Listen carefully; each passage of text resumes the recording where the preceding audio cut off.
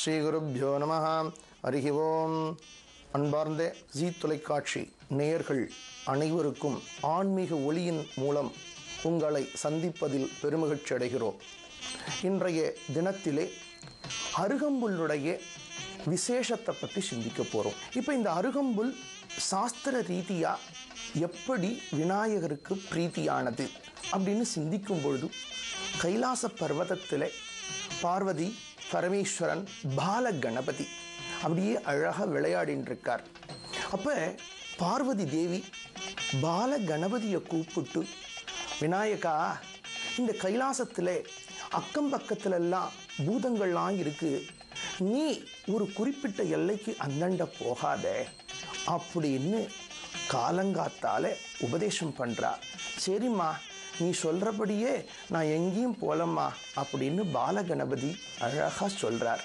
அந்த மாதிரி சொல்லியிருக்கும் பொழுது இந்த மகா கணபதி விளையாடிண்டே இருக்கார். இந்த மூஞ்சூறு அவருடைய சின்ன வாகனம் இருக்கே, அது இவருக்கு பலவிதமான விளையாட்டு காட்டுறது. அந்த மூஞ்சூர் அப்படியே துரத்தின்றே போகிறார். ஆனால் அம்மா கூறிய வார்த்தைகளை மறந்து அப்படியே ரொம்ப தூரம் போயிட்டார். கொஞ்சம் தூரம் அப்படியே போக போக போக அப்படியே கைலாச பருவத்தில் ஓரமாக இருக்கக்கூடிய கானகத்துக்கு போயிட்டார். அம்மா சொன்னாலே, ரொம்ப தூரம் போயிடாதரா கண்ணு, அங்கே பூதங்கள்லாம் இருக்குன்னு சொன்னாலே அப்படின்னு நினைக்கிறார். எழுத்தாப்பில் ஒரு உருவம். அந்த உருவத்தை பார்க்கும்போது திடீர்னு பார்த்தா கண்ணங்கரேர்னு இருக்குது, திடீர்னு பார்த்தா அப்படியே கத கத கதகன்னு இருக்குது. என்ன உருவமாக இருக்கும்? இவர் குழந்தை கணபதியாக இருந்தாலும் அந்த உருவத்தை பார்த்துட்டு ஒரு சில நிமிஷம் அப்படி ஸ்தம்பிச்சு பார்க்குறார்.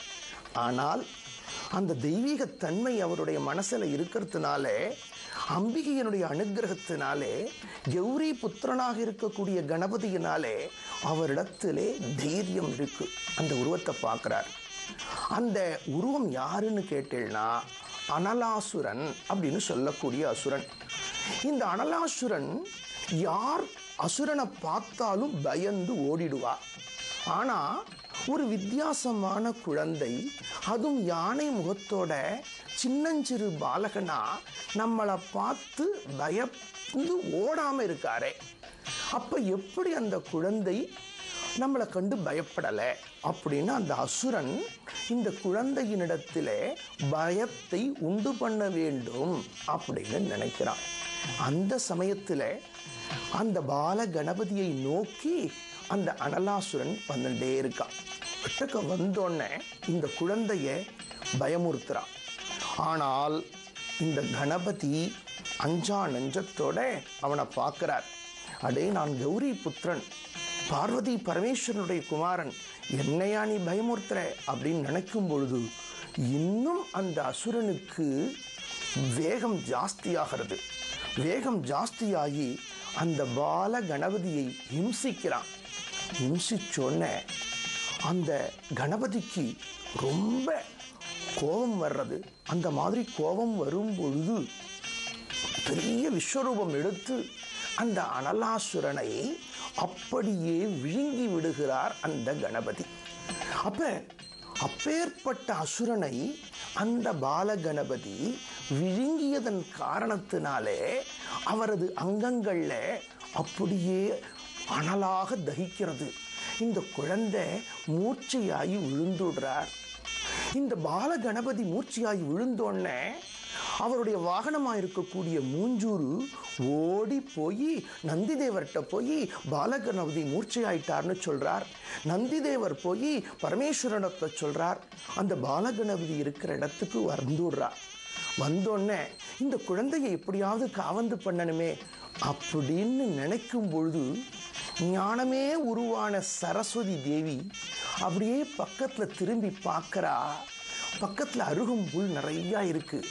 ஒன்றும் கவலைப்படாதீங்கோ, பாலகணபதிக்கு ஒன்றும் ஆயிடாது அப்படின்னு சொல்லிட்டு பக்கத்தில் இருக்கக்கூடிய அருகம்புல்லை எடுத்து அவருடைய அங்கங்களில் மிருத்யுஞ்ச மந்திரத்தை சொல்லி அப்படியே ஸ்பரிசம் பண்ணுறா. அப்படியே பாலகணபதி இயந்திருக்கிறார். ஆனந்தமாக எல்லாருக்கும் அனுகிரகம் கொடுக்கிறார். தேவர்கள் எல்லாரும் சந்தோஷப்படுறா. அன்னிலேருந்து இந்த அருகம்புல்லு ரொம்ப பிரீத்தியாக மகாகணபதிக்கு செஞ்சுன்னு இருக்கோம்.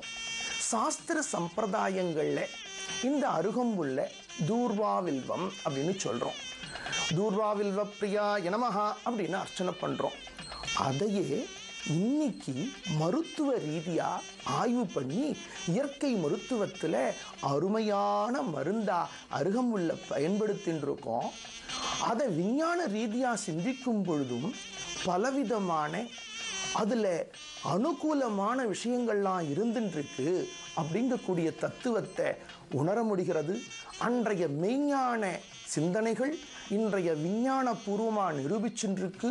மகாகணபதியுடைய அனுகிரகம் எல்லாருக்கும் சித்திக்கட்டும். தொடர்ந்து பகவானுடைய அனுகிரகத்தை பிரார்த்தனை பண்ணிட்டு இந்த நிகழ்ச்சியை நாளைக்கு தொடருவோம்.